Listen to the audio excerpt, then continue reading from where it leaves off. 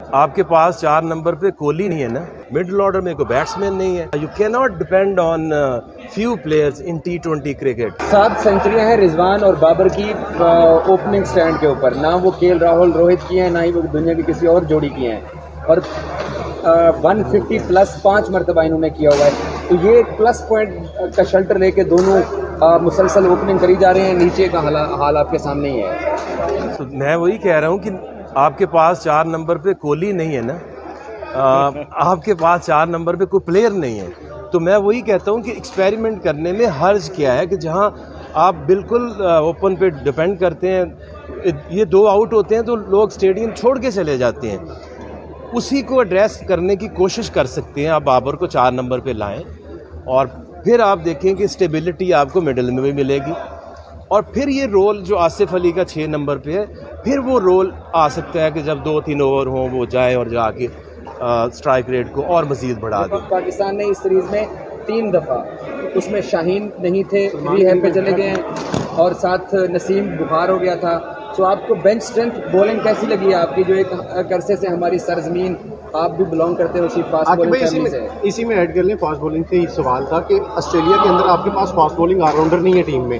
آپ کو 4 پیسرز کے ساتھ بھی ٹیم میں جانا پڑ سکتا ہے. حارث کے علاوہ یا اگر شہین واپس آتے ہیں تو ان 2 کے علاوہ دیگر جو ہیں وہ اسٹرگل کر رہے ہیں. ڈیتھ اوورز میں بھی پٹائی لگ رہی ہے ان کی، 40 اسکور، 45 اسکور لگ رہا ہے. تو کیا سمجھ رہے ہیں فاسٹ بولنگ ہماری جو ہے وہ کیوں اتنا ڈیتھ اوورز میں لیگ کر رہی ہے؟ دیکھیں، ایک چیز تو یہ ہے کہ آپ کے جو فاسٹ بولرز ہیں وہ تینوں ہی جو مین ہیں وہ اویلیبل نہیں تھے.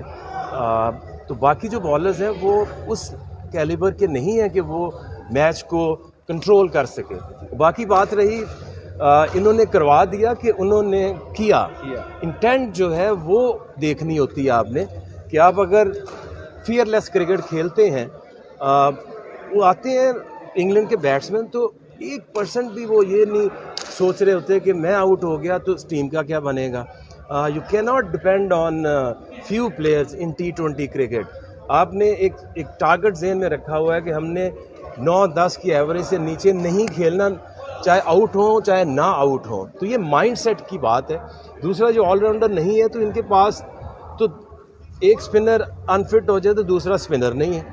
ایک آل راؤنڈر اگر نواز نہیں ہے تو دوسرا آل راؤنڈر اسپن میں بھی نہیں ہے. مڈل آرڈر میں کوئی بیٹسمین نہیں ہے. تو اس کی وجہ یہ ہے کہ جب آپ کام کرنا گراس روٹ لیول پہ، ڈیولپمنٹ پہ آپ بند کر دیتے ہو تو آپ کے 4-5 سال نا آپ کو نہیں سمجھ آتی کہ یہ ہم نیچے جا رہے ہیں یا اوپر جا رہے ہیں. کیونکہ وہ جو اسٹیبلش ہوا ہوا ٹیلنٹ ہوتا ہے وہ آپ کے 4-5 سال گزار دیتا ہے. لیکن ایک دن آ کے آپ کو سمجھ آتی ہے کہ آپ پیچھے دیکھتے ہیں تو آپ نے کوئی کام ہی نہیں کیا، کوئی ڈیولپمنٹ نہیں کی، تو آپ کو پھر کوئی پلیئر کی آپشن کبھی ملے گی نہیں. ٹھیک ہے، تھوڑا انڈیا والوں نے بمراہ کو کھلایا، آسٹریلیا والی سیریز کے بعد تو بمراہ انجرڈ ہو گئے. کیا لگتا ہے کہ شاہین افریدی کو ورلڈ کپ کے لیے پراپر فٹ ہے اور کھلانا چاہیے؟ دیکھیے، جو فاسٹ بولر ہے وہ انجری کے ساتھ نہیں کھیل سکتا. اب ہم امید کرتے ہیں کہ وہ فلی فٹ ہوں، کیونکہ بیٹسمین کبھی ایٹ ٹائمز انجری لے کے چلے جاتے ہیں، اسے میچ نکل جاتا ہے. بٹ جو فاسٹ بولر ہے وہ اسپیشلی نی کی انجری، وہ 100% فٹ ہوتا ہی ہے تو وہ کھیل سکتا ہے.